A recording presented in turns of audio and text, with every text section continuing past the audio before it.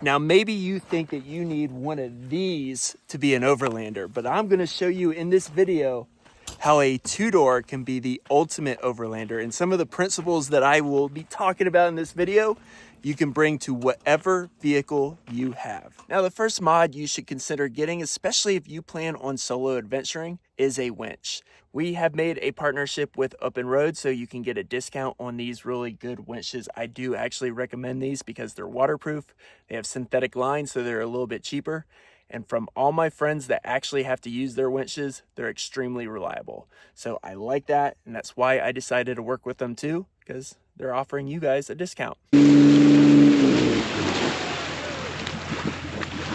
don't think that was the right line. Let's talk about the tires and suspension. Now, some people have expressed they're upset that I've started to modify this stock JL. And I completely understand that. We're a channel that has shown that you can take a stock Jeep and do some incredibly difficult trails. But there's severe trails like Pritchett Canyon, Fordyce, and the Rubicon Trail that I want to do. And yes, I could get a stock Jeep probably through them, but it's going to be extremely rough on the vehicle.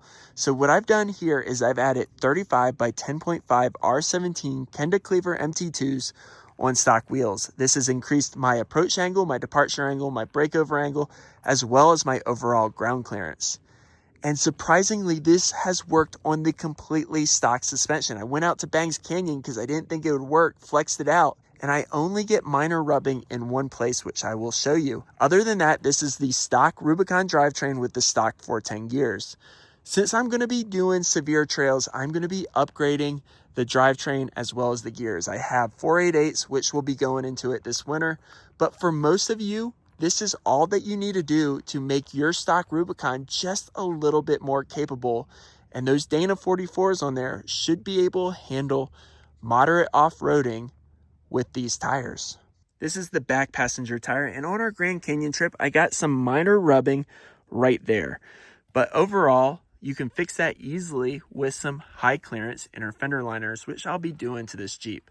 But for those of you that are worried about me modifying this Jeep from stock, I completely understand, but I still have that stock four-door JKU as well as the ultimate stock Jeep, my TJ Rubicon. This Jeep is just for harder trails, and it's going to be awesome. Now, as someone that is off-road camping or overlanding, you definitely want to have the ability to carry some extra fuel. There is places in the United States that you will absolutely need extra fuel to have an amazing overland trip. Just speaking like the Maze District, there's routes in Colorado. Trust me, you may need extra fuel, especially if you have a small fuel tank like a two-door. Now, I use TrailRax system that I absolutely love. It bolts up to the stock hardtop and it allows me to carry 6 gallons of fuel on each side. You could actually carry more, but I like the 6 gallons on each side. That gives me additional 12 gallons. Now, I have a 4-door Jeep and they don't make a TrailRax system like this for it. So what I'm gonna do in that Jeep is I'm gonna add an auxiliary fuel tank. It goes underneath, it won't ruin my ground clearance. It basically just fills the other side of where the current gas tank is, gives me an additional fuel carrying capability. And that's gonna be important for that JKU because it's gonna be towing my camper. And of course, when you tow a camper, you're using more fuel. Now this one is specifically for my Jeep people out there. I personally think it is better to overland with a hardtop. Now, I have been overlanding with my little TJ that has a soft top on it, and I make it work, but it is so much easier using this Jeep that has this hardtop where I can just open the tailgate and get into all the stuff that is inside this. And that's where we're gonna go next, what's inside this. But let's go to a little better spot. The sun is blaring down on me at this spot. Well, before I take you guys inside, I wanted to show you that amazing view because the inside of my Jeep doesn't look as good as that does, but it's functional. I've been overlanding since 2022 now. I've been off-roader for much longer, but I think I finally have this setup dialed in, and this setup lets me do whatever kind of trip I want. And in fact, I think I still prefer this Jeep to my 4-door Wrangler. So this is what it looks like after a few days of off-road camping. And I have not made it clean or anything like this, but this works. And I've tried a bunch of different setups through the years with 2-doors, and this is the setup that I've gone with, and I love this setup. Now, let's get right into this. The reason I have the fridge right here, this is what I get into the most. And I used to bury the fridge with other stuff just to fit more things in here, but I want to be able to get into my fridge, get a drink, get a sandwich, make lunch, whatever, super easily. So that is why that is there, and that's why there's nothing ever put on top of it. Now, the next thing, we're getting to camp. I want to be able to set up camp quickly. And I have a video on why I prefer ground tents over rooftop tents, but I have my ground tent right there and I have my chair right there. Both of those I can grab real quickly, bring them out, set up camp. And my ground tent is a instant tent, so it takes about 90 seconds to get it up. So if it's raining or if it's dark, there is no issues with that ground tent, and I love that one.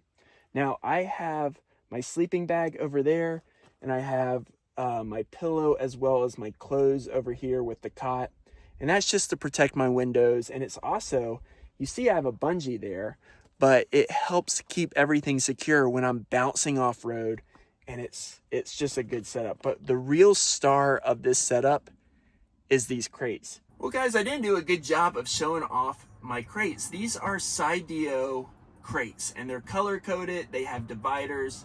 They're absolutely fantastic, but they're a little bit expensive, and unfortunately I tried reaching out see if I could get you guys a discount, but they never returned that email. But I definitely recommend these crates, and just wait until they have a sale going on. Otherwise you're gonna be paying quite a bit of money for them, but they're fantastic. And you know, I have it well organized, and what I love about it is there's so many different colors, so you can organize how you want to set up your camp. And you know, this is normally sitting right here for me, but it's not hard to get into. I used to use other stuff and it was so hard to get into. This setup is super easy. And the way that I have it set up, this right here is my trail/camp essentials. So flashlights, extra comms, gaiters, rain jacket, anything that I might need to get into while out on the trail, I can easily get into it. The stuff underneath is stuff that I may need to get into once in a while. But still, even though these, you know, seem like they would be hard to get into, they usually sit right here. It is super easy for me to move a crate over, and they fit into really nice. And then here I'm into my recovery gear. I have a toe strap, I have soft shackles, I have a tree saver, I have gloves, and then if I need to, I got tools underneath there. Now this big gray crate over here is my air compressor, and eventually I'm going to get an internal air compressor for this Jeep, but right now this bigger air compressor is what works for my 35s. But I know this seems simple, but this is the key to my interior, and I love it because I can transfer it from this Jeep to another Jeep. I can take it inside to reorganize it or to pack for a specific trip. I can change my crates around. So these are definitely recommended, and it took me a long time to figure out this is what works. Now this table right here is a new addition to the Jeep, but it's absolutely critical to my setup, and I can't wait to put one in the JKU. So when I'm out there in the JKU that doesn't have a table, I bring a foldable table, and that fits in that long storage area where the ground tent and chair is. But it's so much better not to bring a table out and just use the table in the tailgate. And if you have a vehicle that has a tailgate and that can take a tailgate table, definitely get it. This is so easy. I use this even in my daily activities sometimes, just to have a little table to do something while I'm out here. So, and it's so easy. And this is the Mopar one. I'm probably going to try something different on the TJ and the JKU, but I definitely recommend having a tailgate table. Now you're probably wondering about water. Well, I do have the ability to carry water on my TrailRax system, but I've found I have not needed as much water as I thought I would on these trips. I now carry most of my water in little jugs like this, and this is enough water to last me a pretty long trip cleaning, making freeze-dried meals and all that. And I also have a separate one of these that's just for drinking water. So I don't have to bring water bottles or anything like that. But when I am on a trip, maybe going through the desert, I have a 7-gallon long and tall kind of container. It doesn't take up much space. I've tried a couple of these different containers. This container has been the best, and I can fit that inside this Jeep setup because it really doesn't take up too much space. But I also have the ability to make water while I'm out there. I have a Sawyer straw, a Life straw that would allow me to gather additional water while I'm out there on the trail. So if I really got desperate, I'm not going to be out of luck. This spot is absolutely spectacular, isn't it? Well, that's what our overland and trail guides aim to show you, these incredible places.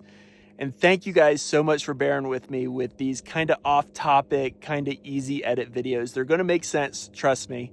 But in the meantime, if you want to see what we really like filming here, that's an overland guide there.